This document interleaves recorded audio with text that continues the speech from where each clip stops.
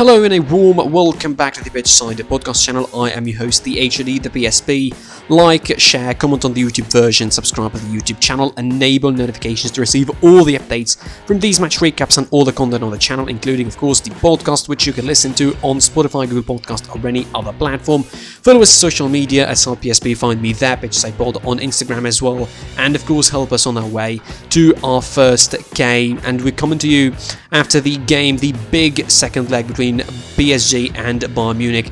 Bayern Munich were victorious, avenged the loss in a way in the first leg, but definitely wasn't enough to guarantee them going through to the semi-final of the Champions League, and the champions campaign ends in the quarterfinal, ends at this stage against PSG, who by the way, out of the way, let's congratulate them. They deservedly, I think, won through the two legs. I think they managed the games really well, considering that they were coming from the underdog spot of some sorts, coming of the non-favourites to win, to go through, considering the circumstances, the favouritism towards Bayern, all of that, and the way Bayern were going early on in the season. But definitely at the crucial time when the hit, when the SHIT hit the van, it was Bayern Munich losing players, losing the subs bench. I think didn't have a lot of options, while PSG had the luxury of resources really and choosing from the players that they have. But of course, let's not get lost of the fact that Bayern, I think with the better side in the two games, but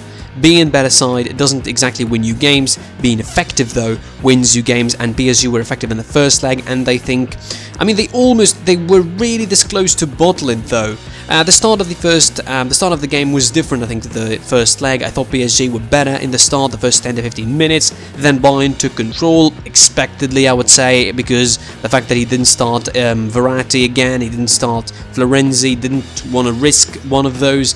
Was, I think, understandable for Mauricio Pochettino. He tried to manage the game with the players that he has at his disposal, with no Marquinhos as well in the back, so that was another blow. And then you have Abdou Diallo being injured late on in the first half to go out and force a substitution from Mitchell Bakker early on in the second half as well. So there was quite the circumstances not helping PSG. But I think the biggest circumstance that didn't help PSG was their own finishing, their own sort of lack of finishing. They missed quite a lot of opportunities. I think in a certain point, the 15 minutes before the Choupo-Moting goal in the 40th minute, I thought were all PSG, and it was in a way the reverse of the first leg, where PSG missed just a boatload of chances. Neuer saving, hitting the post 3 times clear, and not scoring. Neymar had a bad day in terms of finishing, and you cannot have that bad day when you are facing Bayern Munich. I mean, the more chances PSG missed, the more feeling you get that it may be destined that Bayern are going to be,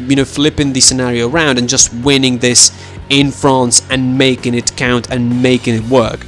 But eventually, in the second half, when Bayern took more control of the game after a bit of a rough start in the first half, the 6th minute, Bayern took control of the game overall, but definitely, again, they missed chances, and not just missed chances. I think the decision-making was even worse than the first game, particularly Kingsley Coman and Leroy Sané, who I thought was the better player on the pitch. I think probably the best player from the two sides really in the game overall, but his decision-making really sucked. He could have made a couple of different decisions on a couple of occasions where he could have crossed it instead of shooting, or shooting instead of crossing, or picking the right pass. I mean, late on in the game, in the 92nd minute, he picked, I think, one of the worst passes he did. He wanted the worst decisions of the game, I thought. There were like 2 or 3 players waiting for him in the 16-yard box, and he chose to pass it across, and it found Keylor Navas. I mean, that sort of summed up the game really, really well from the Bayern point of view.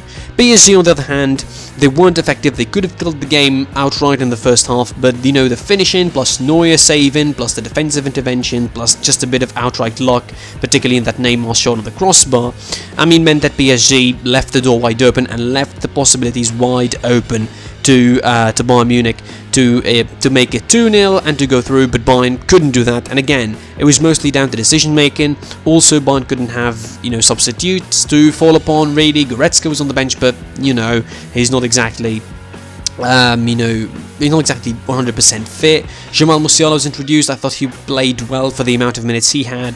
Javi Martinez was a late sub that didn't add to nothing, while PSG had the luxury to bring on Ander Herrera. Could have brought on Rafinha, could have brought on Sarabia, they could have brought on Thilo Kehrer.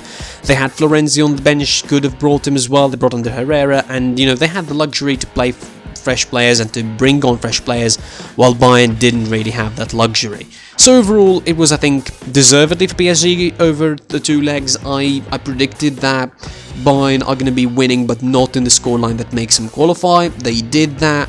I think they bowed out in a blaze of glory, at least. They didn't bow out in a bad way, but definitely they're going to be really, really regretting the fact that they missed the game in the first leg. They missed the game in the Allianz Arena, and definitely the fact that he didn't score in that game when they could have scored 5 or 6 at the very least is going to be sort of, a bad feeling that is going to be accompanying them for a while, at least until the start of the next campaign, and thus officially Bayern bow out of the Champions League. PSG go through, and I think deservedly as well, and if they eventually win the Champions League, it's going to be pretty deserved, because let's face it, with Chelsea now going through, you assume that Real Madrid are going to be going through to meet Chelsea in the semi-final, and then you have Bayern, you have PSG mostly going to be playing Man City, unless something miraculous happen, which I don't think really, but they're going to be playing Man City, so it's going to be the money derby in the semi-final, two teams that have been quite underwhelming and underachieving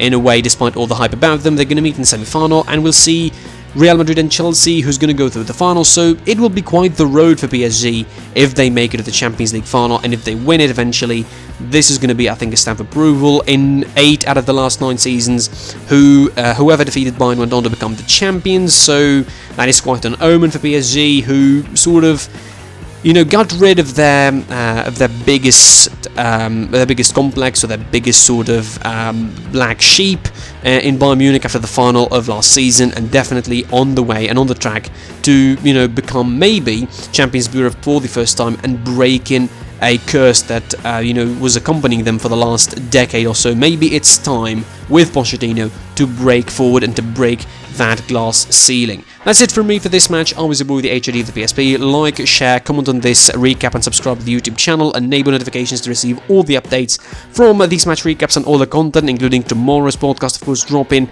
Site PSP on Twitter, PSP on Instagram, listen on Spotify, Google Podcast, or any other platform to the podcast, and of course, join us and help us on the way to our first K. Hopefully we'll reach that before the Euros. I was your boy, the HOD of the PSP, and until next time, goodbye.